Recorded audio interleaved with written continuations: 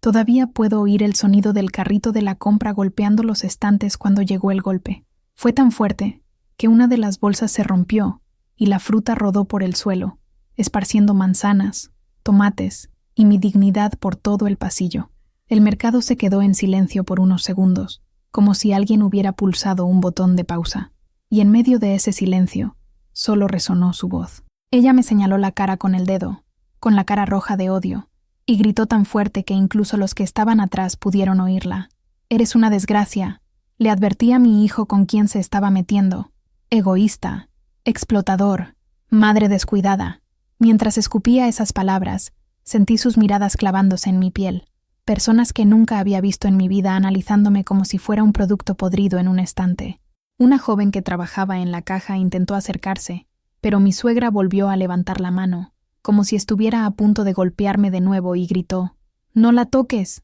Ese tipo de mujer solo aprende de las dificultades de la vida». Estaba temblando. No sabía si llorar, agarrar la compra o salir corriendo. Solo podía llevarme la mano a la cara, que me ardía. Sentía el sabor salado de las lágrimas mezclado con el metálico de la humillación. Detrás de mí, una pareja murmuraba algo. A la derecha, un hombre sacó su celular del bolsillo. Al principio pensé que era mi imaginación, pero no. Levantó el brazo, apuntó hacia nosotros y empezó a grabar. Mi suegra se dio cuenta. En lugar de detenerse, alzó la voz, como si el celular fuera un micrófono. «Grábalo.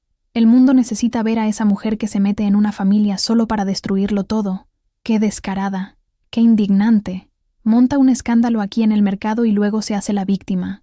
Miré a mi alrededor, buscando una salida, un hueco, cualquier cosa, pero parecía que el pasillo se había encogido. Solo veía estanterías, carritos de la compra, caras de asombro y un círculo invisible que me atrapó allí. Y en medio de todo, el teléfono grababa, capturando el momento en que mi vida se hizo añicos. Ese día, en aquel pasillo del supermercado, comprendí que no era solo un ataque de ira, era el resultado de algo mucho más grande, mucho más cruel, que se había estado gestando a mis espaldas durante mucho tiempo. Mi nombre es Mariana, y esta es mi historia. No nací fuerte. De hecho, siempre he sido de esas personas que intentan evitar los conflictos, que se tragan sus sentimientos para no molestar a nadie. Crecí en un hogar sencillo, solo mi madre y yo, una mujer que hizo todo lo posible por criarme con dignidad, incluso cuando la vida parecía apretarle el cuello cada día. Me enseñó a ser amable, a disculparme incluso cuando no tenía la culpa, y a creer que las personas siempre tienen un lado bueno, aunque ese lado tarde en aparecer. Quizás esto me hizo tardar demasiado en darme cuenta de que alguien no merecía mi esfuerzo. Cuando conocí a Lucas, pensé que por fin había encontrado un lugar seguro. Era dulce, paciente, y parecía mirarme como si fuera algo excepcional. Decía que mi ser tranquilo le traía paz, y que eso derritió la poca armadura emocional que tenía. Empezamos a salir enseguida, y pronto compartíamos planes, sueños y facturas del supermercado. Todo era maravilloso, hasta que toda su familia llegó a mi vida. La primera vez que conocí a mi suegra, doña Vera, sentí una especie de bloqueo interior. ¿Sabes cuando parece que el cuerpo sabe antes que la cabeza? Me recibió con una sonrisa forzada, de esas que solo mueven los labios pero no llegan a los ojos. Evaluó mi ropa, mi pelo, mi bolso, y luego dijo, como si comentara el tiempo: «Ah, tú eres Mariana, la indicada, no la novia de mi hijo, no la chica de la que me habló, solo la indicada». Al principio, eran solo indirectas, tan sutiles que hasta yo me preguntaba si exageraba, como cuando decía delante de Lucas: «Vaya, comes tan poco, ¿estás a dieta o se come mal aquí?». O cuando hablé de mi trabajo y ella me respondió: «Ah, claro, cada uno hace lo que puede, ¿no?». Pequeñas cosas que intenté ignorar. Lucas dijo que así era ella, que no lo hacía a propósito, que yo estaba sobreinterpretando las cosas, y lo creí, porque realmente quería que funcionara. Pero no era solo doña Vera. Toda la familia parecía haber heredado el mismo gen crítico. Su cuñada hablaba como si fuera superior a todos y a todo. Su cuñado hacía chistes pasivo-agresivos. Su suegro, en silencio, simplemente observaba como si fuera normal tratar a los demás de esa manera. Aún así, respiré hondo y seguí intentándolo. Hice todo lo posible por complacer, no por ofender, por no darles motivos. Pero la sensación siempre era la misma. Era una visitante indeseada, a pesar de llevar años allí.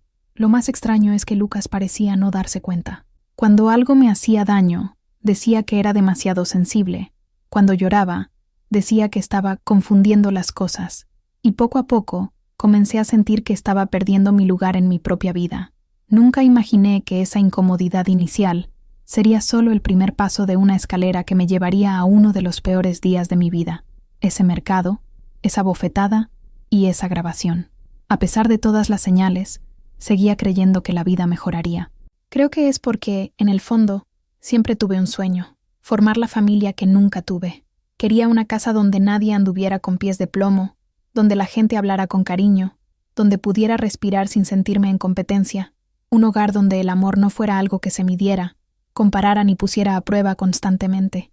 Y por un tiempo, realmente me permití creer que esto era posible. Recuerdo el día que Lucas y yo firmamos el contrato de nuestro pequeño apartamento. Era sencillo: 2 habitaciones, paredes ligeramente amarillentas, un suelo viejo y crujiente, pero era nuestro. Al coger la llave, sentí algo que no había sentido en años: esperanza, la sensación de que, por fin, estaba empezando un nuevo camino, solo mío, nuestro. Pintamos las paredes juntos, salpicamos pintura blanca por todo el suelo, discutimos sobre el tono de las cortinas. Él quería algo gris, yo un tono arena, y nos reímos de nuestra propia torpeza al montar los muebles. Fueron pequeños momentos, pero para mí lo significaban todo. Fue por esa época que empecé a pensar que mi relación con su familia también podría cambiar. Quizás se darían cuenta de que solo quería paz, que solo quería amar a su hijo, y que esto no era una amenaza. Había días en que su suegra decía algo menos hiriente, o en que su cuñada parecía casi amable. Me aferraba a esos pequeños intervalos como si fueran luces al final de un túnel. Uno de mis mayores sueños era ser madre. Sabía que no tenía por qué suceder en ese momento, pero siempre me imaginaba a un bebé correteando por la casa, llenando de vida los pasillos. Un niño creciendo rodeado de todo lo que yo no tenía: seguridad, amor, abrazos fáciles. Y durante unos meses, creí que Lucas lo deseaba tanto como yo. Él dijo: cuando tengamos nuestro hijo, quiero hacer todo de manera diferente a como me lo hicieron a mí.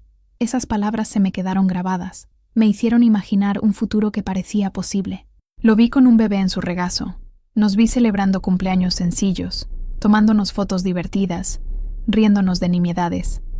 Y eso fue suficiente. Yo creí en él. Yo creí en nosotros.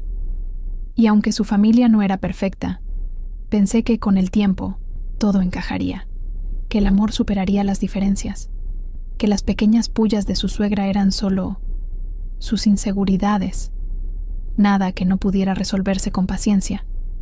Quizás era ingenua, pero era feliz en esa ingenuidad.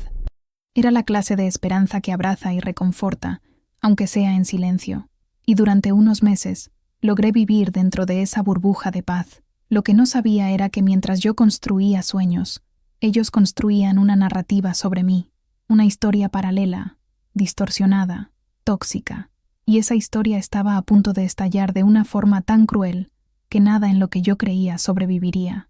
Vivir con la familia de Lucas se volvió cada vez más difícil, y sin darme cuenta, me asfixiaba.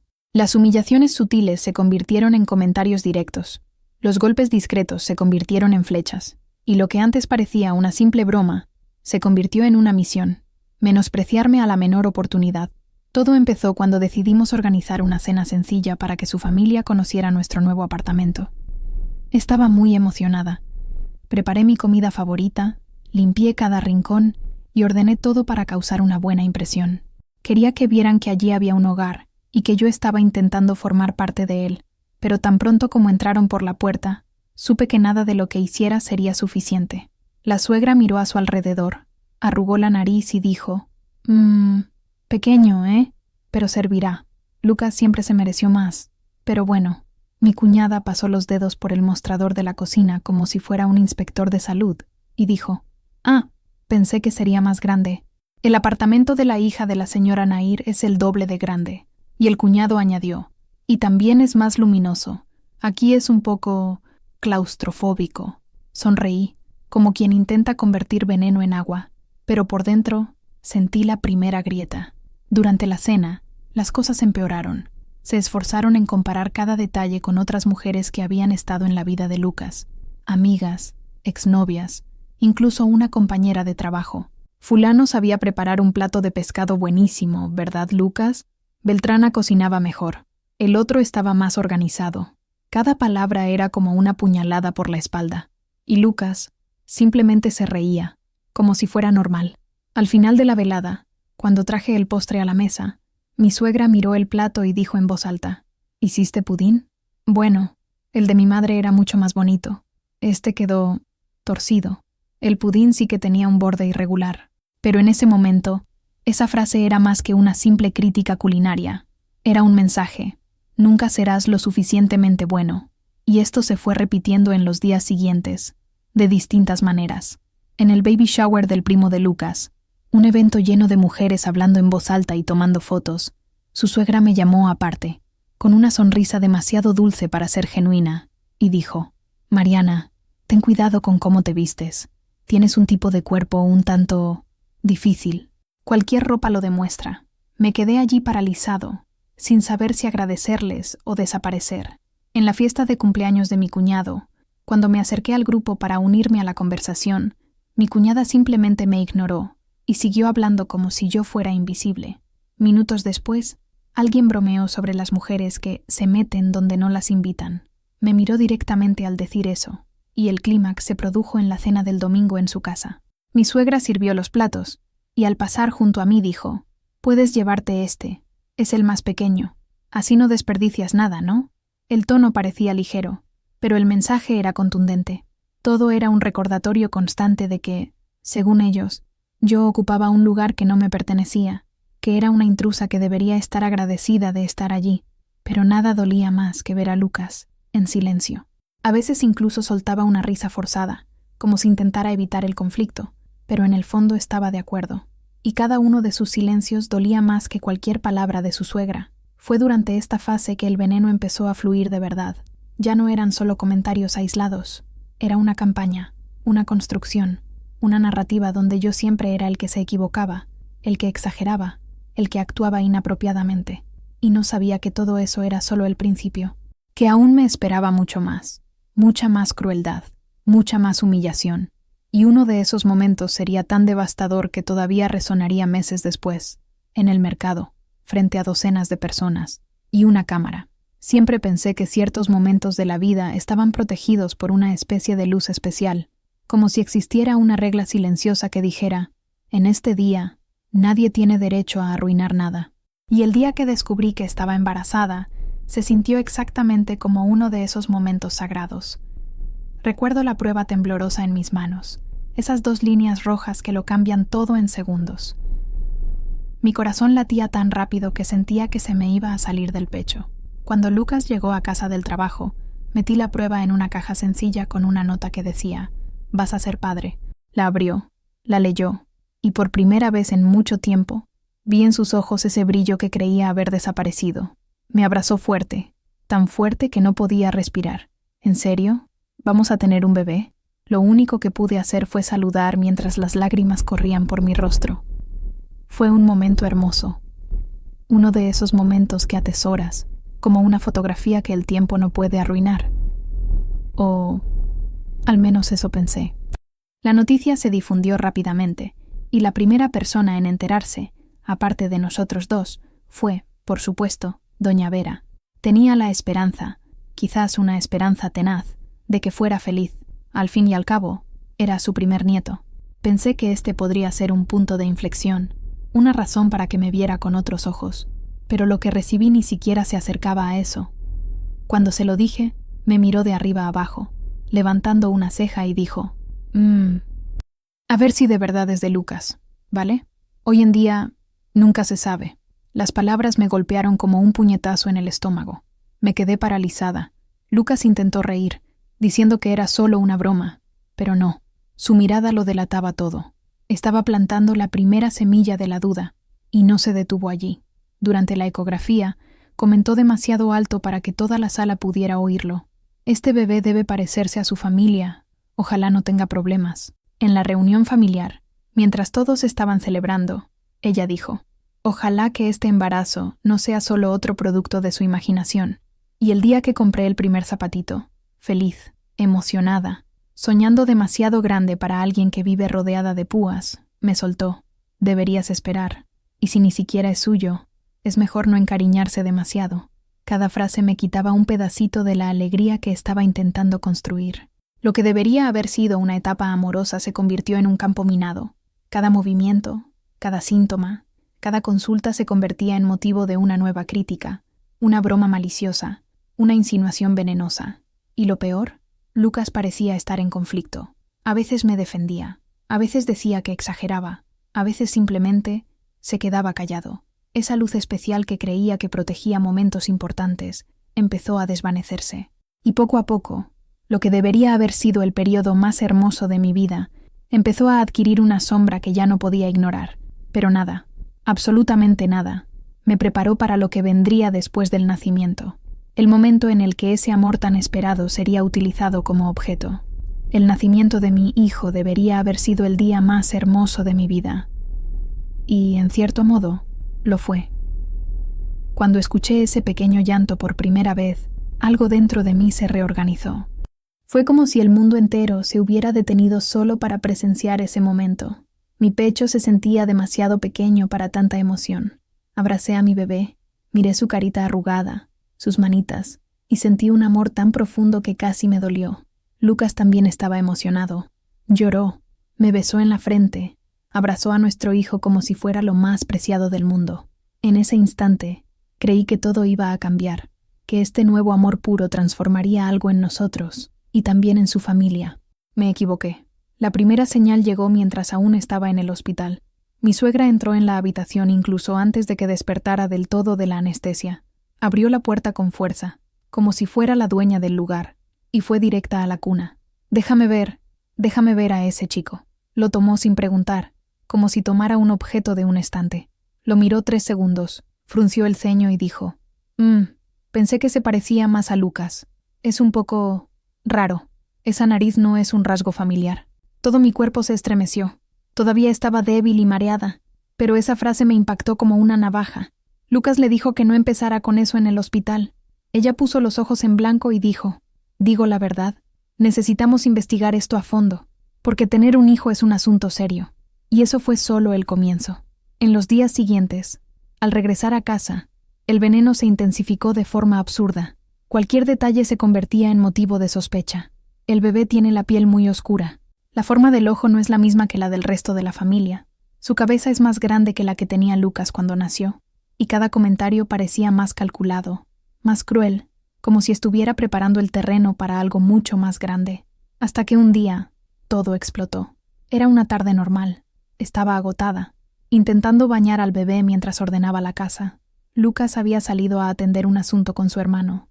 Mi suegra apareció sin avisar, como siempre, y entró a mi casa de golpe, empujando la puerta. ¿Dónde está mi nieto? Le expliqué agotada que estaba ocupada y que si esperaba un poco, terminaría de bañarla. Pero se me acercó y me arrebató la toalla de la mano, como si no supiera cuidar a mi propio hijo. Ni siquiera sabes sujetar bien a un niño. Se resbala. Lo vas a dejar caer. Señora Vera, por favor, sé lo que hago. Fue entonces cuando ella se asustó. ¿Sabes? Tú no sabes nada. No sabes ser mujer. No sabes ser madre. No sabes ser esposa. Lucas se metió con la persona equivocada. Le advertí a esta familia. Gritaba tan fuerte que el bebé empezó a llorar desesperadamente. Intenté recuperarlo, pero me apartó el brazo con fuerza. «Suéltame. Me estás haciendo daño. Cállate. Aquí no tienes voz ni voto. Este niño es más mío que tuyo. Y voy a demostrar que eres un mentiroso». El grito resonó en la habitación. Y entonces vino la bofetada. Una bofetada tan fuerte que me giró la cara y casi me caigo. Sentí como si el suelo hubiera desaparecido bajo mis pies. Por unos segundos, el mundo quedó en silencio, como si alguien hubiera arrancado todo sonido. El bebé lloraba, pero solo podía ver su boca abriéndose y cerrándose. A lo lejos, estaba en shock. No sabía si gritar, correr o llamar a alguien. Y como si la bofetada no fuera suficiente, escupió la frase que destrozó todo dentro de mí. Voy a pedirle a Lucas que solicite una prueba de ADN. Veremos si este niño es realmente suyo. El impacto de esas palabras dolió más que la agresión misma, más que cualquier humillación que haya experimentado jamás. Ese día, en esa habitación, mi vida se convirtió en humo, y cuando llegó Lucas, no reaccionó como esperaba. y eso solo empeoraría las cosas. Cuando Lucas llegó ese día, yo estaba sentada en el suelo de la sala, todavía mareada, con la cara ardiendo, abrazando a nuestro hijo como si intentara proteger algo que podría desaparecer en cualquier momento. Esperaba, creía de verdad, que estaría a mi lado, que vería lo absurdo de la situación, me abrazaría, comprendería que acababan de agredirme en nuestra propia casa. Pero cuando la suegra empezó a hablar, todo se puso patas arriba. Ella corrió hacia él, llorando como si fuera la víctima, y dijo: «Lucas, tu esposa me empujó. Casi se le cae el bebé. Me gritó. Está desequilibrada». Me levanté lentamente, todavía temblando. «No es cierto». Entró gritando. Me arrebató al bebé de la mano y me golpeó. Me fallaba la voz. Parecía que cada palabra salía entrecortada, como si se me cerrara la garganta. Pero Lucas, él no me miró. Él la miró. «¿La golpeaste?», preguntó. «No la madre que me dejó con un moretón ardiente en la cara». «Lucas, por Dios, ¿ves la marca? Me golpeó. Me lastimó». La suegra se llevó la mano al pecho, teatralmente, ofendida. «Me insultaste. Me empujaste. Eres agresivo, Lucas. Siempre te lo dije. Necesita ayuda». Sentí que mi corazón latía con fuerza en mis costillas. Fue como ver cómo se iniciaba un incendio y darse cuenta de que nadie agarraría la manguera.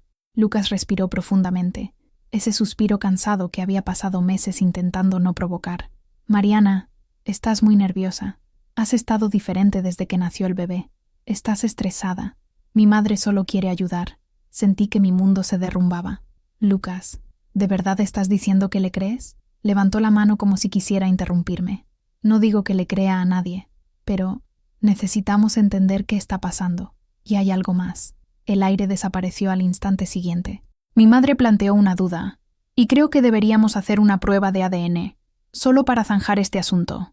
La frase me golpeó como una piedra. Casi me caigo otra vez. «¿ADN?», repetí con incredulidad. «Lucas, ¿crees que te traicionaría? ¿Crees que mentiría sobre nuestro hijo?». Él miró hacia otro lado, como si no quisiera responder. «No es eso, pero mira lo que pasó hoy. Todo es muy confuso. Necesito estar seguro. Necesito resolver esta duda». Empecé a llorar. Un llanto silencioso y agonizante, que parecía provenir de un lugar que ni siquiera sabías que existía. Dudas de mí, pero no de ella, incluso después de lo que me hizo. La suegra hizo un gesto victorioso, como si viera que el plan se estaba llevando a cabo. «Lucas, tienes razón. Tienes que hacerlo. Es tu derecho». Lo miré, suplicando, implorando, intentando encontrar en su rostro al hombre que me había abrazado cuando nos enteramos del embarazo. Pero parecía otra persona, alguien distante, alguien envenenado. «Si no debes nada, Mariana, entonces no tienes por qué tener miedo al examen», finalizó con frialdad. Ahí fue donde murió una parte de mí. Confianza, la boda, la sensación de hogar. Todo empezó a desmoronarse, hilo a hilo. Cuando se fue con su madre, dejándonos a mí y al bebé solos en la habitación, comprendí que el problema no era solo ella, era él también, era toda la dinámica. Era un sistema que funcionaba a la perfección. Mientras yo permaneciera pequeña, callada y culpable, ese día, el hombre que amaba se volvió contra mí, y comencé, por primera vez, a temer lo que vendría después. Después de ese día, mi casa dejó de ser un hogar. Se convirtió en un campo minado emocional. Cada rincón parecía albergar el eco de la discusión, la duda, la bofetada, y lo peor era la sensación de estar completamente sola, dentro de mi propia vida. Las cosas cambiaron rápidamente. A los pocos días, Lucas empezó a comportarse como si yo fuera una amenaza constante. Llegaba tenso, evitaba el contacto visual, hablaba poco y lo cuestionaba todo. Si el bebé lloraba, insinuaba: «¿Lo estás cuidando bien?». Si estaba cansado, él decía: «Desde que nació ese niño, has sido inestable». Y si yo intentaba hablar de lo que había pasado, él decía: «No quiero volver a hablar de esto. Esperemos el examen». Las palabras «la prueba» empezaron a atormentarme como una sombra. Todo parecía girar en torno a ella. No importaba lo que explicara, no importaba lo que sintiera, no importaba que durmiera 2 horas cada noche, intentando cuidar sola de nuestro hijo. Nada de eso significaba nada comparado con la duda que le habían inculcado. Su familia intensificó el asedio. Mi suegra llamaba casi todos los días, a veces más de una vez. «Mariana, devuelve a mi nieto a su familia. Si este bebé no es de Lucas, lo vas a pagar caro». Destruiste a mi hijo emocionalmente. Vas a devolvernos lo que nos quitaste. Y si colgaba, me enviaba mensajes agresivos. Si no respondía, ella me enviaba mensajes de audio largos y enojados, llenos de acusaciones. Mi cuñada me enviaba capturas de pantalla de conversaciones con otros familiares, donde todos hablaban de mí como si fuera un problema público, como si hubiera cometido un delito. Ella siempre ha sido rara. Sabía que algo andaba mal. ¿Te imaginas si este bebé perteneciera a otra persona? Lucas es muy ingenuo. Siempre ha estado dominado por las mujeres. Leí cada frase con el bebé en mi regazo, mientras intentaba controlar la respiración. Era como hundirme en arenas movedizas. Cuanto más intentaba explicarme, más me hundían, y el aislamiento fue creciendo poco a poco hasta hacerse absoluto. Los vecinos que antes me sonreían comenzaron a mirarme de otra manera. Uno de ellos preguntó, en tono casi chismoso, ¿es cierto que le van a hacer una prueba de ADN a su hijo? Sentí que el suelo debajo de mí cedía. Incluso mis amigos empezaron a distanciarse, no por malicia, sino porque yo mismo empecé a aislarme. No tenía energía para contar, explicar, justificar cada absurdo. Me encogí en mi propia existencia. Me sentí avergonzado. Tenía miedo. Y por primera vez me sentí realmente en peligro. Una noche, Lucas llegó a casa enojado, discutiendo conmigo por razones que ni siquiera entendía. El bebé lloraba mucho y traté de calmarlo. Lucas me lo arrebató de los brazos bruscamente y dijo: «Ya basta, lo estás poniendo nervioso. Déjame cuidarlo». Fue la primera vez que me sentí separada de mi propio hijo. Fue como si estuviera perdiendo todo lo que era mío. Después de eso, empecé a tener miedo de dormir. Miedo de despertar y darme cuenta de que se lo habían llevado. Miedo de que se tomara alguna decisión, sin que yo pudiera reaccionar. Tuve días en que la sensación de asfixia era tan intensa que parecía física. Me encerraba en el baño, me sentaba en el suelo frío y lloraba suavemente para no despertar al bebé. Pero, irónicamente, fue precisamente en ese momento, en el punto álgido de mi desesperación, que ocurrió algo inesperado. Alguien me tendió la mano, y esa ayuda cambiaría todo. La primera persona en darse cuenta de que algo andaba muy mal. No fue nadie de mi familia ni un amigo cercano. Fue mi vecina del apartamento 402, doña Ruth, una viuda discreta que siempre llevaba bolsas de la compra como si pesaran toneladas, pero que nunca dejaba de saludarme con una pequeña, pero sincera, sonrisa. No sé exactamente qué vio. Quizás fueron mis ojos hinchados, mi postura encorvada, mi forma de evitar hablar con nadie. Quizás oyó una discusión. O quizás simplemente lo presentía, porque algunas personas tienen el don de ver lo que otros ocultan. Una tarde particularmente difícil, tras otra llamada agresiva de mi suegra, iba a sacar la basura cuando me encontré con doña Ruth en el pasillo. Me miró con una serenidad que casi me derrumba en el acto. «Te ves muy deprimida, hija mía. Sientes que el mundo te pesa demasiado». Intenté sonreír, pero no pude. Me temblaba el labio, y solo entonces me di cuenta de que llevaba días conteniendo las lágrimas. Ella me sostuvo el brazo suavemente. «Si quieres entrar, tomar un café, o simplemente estar tranquilo, mi puerta está abierta». Entré, y por primera vez en semanas, alguien me trató como un ser humano. Me senté en su sillón, y sin poder inventar una excusa, simplemente me desplomé. No lloraba, sollozaba, como si mi cuerpo hubiera retenido ese tsunami, y por fin, alguien hubiera pulsado el botón que soltó el agua. Doña Ruth me escuchó en silencio. No me interrumpió, no me hizo preguntas indiscretas. Simplemente puso una taza de té caliente cerca de mi mano y esperó.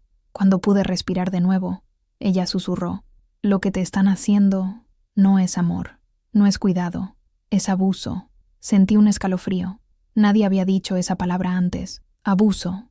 Yo lo experimentaba a diario, pero ver la palabra hablada, expuesta, desnuda y cruda, era como encender una luz en una habitación oscura. «Ya no sé qué hacer», confesé. Ella puso su mano sobre la mía y habló con firmeza. «No enfrentarás esto solo. Necesitas ayuda. Y conozco a alguien que puede guiarte». Y así fue como, al día siguiente, me llevó con su hermana, Carla, una psicóloga que trabajaba en una consulta sencilla pero acogedora. Me recibió como si ya conociera toda mi historia. Durante la primera consulta, temblaba tanto que apenas podía hablar, pero con el tiempo, las palabras empezaron a salir. Carla no se sorprendió, no me juzgó, no me apresuró. Simplemente tomó notas, respiró hondo y dijo: Esto no es tu culpa. Te están manipulando. Estás aislado por la manipulación. Quieren romper tu identidad. Nunca había escuchado a nadie defenderme con tanta claridad. Me enseñó a identificar patrones, a reconocer los detonantes, a ver que me estaban debilitando deliberadamente. Y lo más importante, ella me ayudó a recuperar una parte de mí que creía muerta. Poco a poco comencé a levantar la cabeza, ver más allá del dolor y entender que tenía fuerza, una fuerza que no sabía que existía. Fue allí, en esa sencilla oficina, donde nació la primera chispa de mi transformación. Y yo aún no lo sabía. Pero esa tenue luz estaba a punto de encender una verdad que destrozaría toda la narrativa de su familia. Carla solía decir que a veces la libertad empieza donde creíamos que terminaba. Y, en aquel entonces, no entendía del todo a qué se refería. Pero empezó a tener sentido cuando me preguntó: ¿tienes pruebas de todo lo que estás viviendo? Dudé. ¿Evidencia?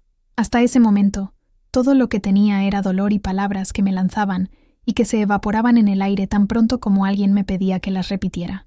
Carla se reclinó en su silla, cruzó las manos y dijo: Mariana, las personas abusivas reescriben la realidad, la distorsionan, se aprovechan de ella, manipulan los recuerdos. Si quieres cambiar las tornas, tendrás que documentarlo. Y ahí es donde empezó mi punto de inflexión. Empecé a anotarlo todo, cada llamada, cada mensaje de audio, cada visita inesperada, toda humillación. Solía comprar libretas sencillas y pequeñas para anotar la fecha, la hora y los detalles de lo que sucedía.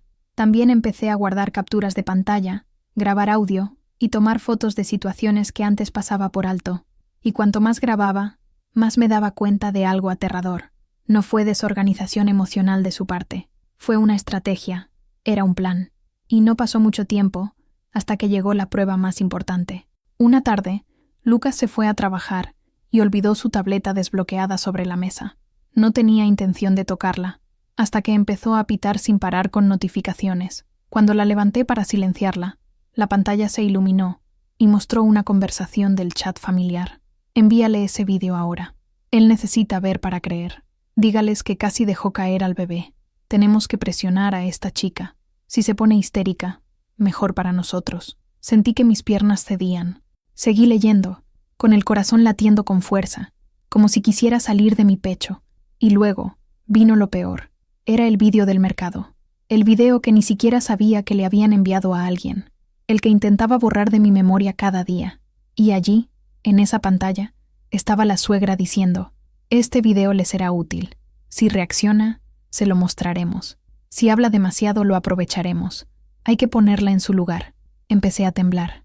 No por el vídeo. Ya había revivido esa escena decenas de veces, pero basado en la intención, a través de su uso, a través de una crueldad calculada. Todo estaba planeado. Y entonces algo más me llamó la atención. En la esquina superior de la pantalla, un mensaje enviado unos días antes. ¿Y qué pasa con el verdadero padre? Ya lo han aclarado. Y la respuesta, enviada por un familiar. Claro que es de Lucas. Esa chica jamás se atrevería a nada. Esto solo es para ponerlo en su contra.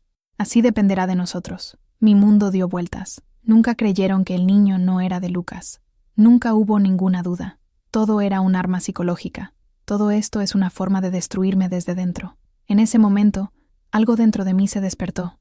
No era ira, no era odio, era lucidez. Una claridad penetrante que nunca antes había sentido. Carla tenía razón. La libertad comienza cuando vemos al enemigo sin filtros. Tomé capturas de pantalla y guardé todo en una unidad segura. Luego fui a buscar más. Historial de llamadas, mensajes antiguos, comentarios públicos, capturas de pantalla grupales. Incluso logré encontrar el perfil del hombre que grabó el video en el mercado y lo confirmó todo. Me envió la versión completa, sin cortes. La versión que mostró la agresión y la manipulación. Y yo estaba llorando con el bebé en mis brazos. Ya no estaba indefenso, ya no estaba solo, tenía pruebas, y con evidencia, la historia cambia de dirección. Ese mismo día, busqué a un abogado que Carla me recomendó, y cuando vio todo, respiró hondo y dijo: Mariana, tienes una bomba en tus manos, y cuando explote, nadie allí podrá ocultar el daño. Fue en esa oficina donde entendí, no estaba simplemente intentando sobrevivir, estaba a punto de recuperar mi vida. De una manera que nunca imaginaron, y la explosión llegaría donde más les dolía, delante de todos.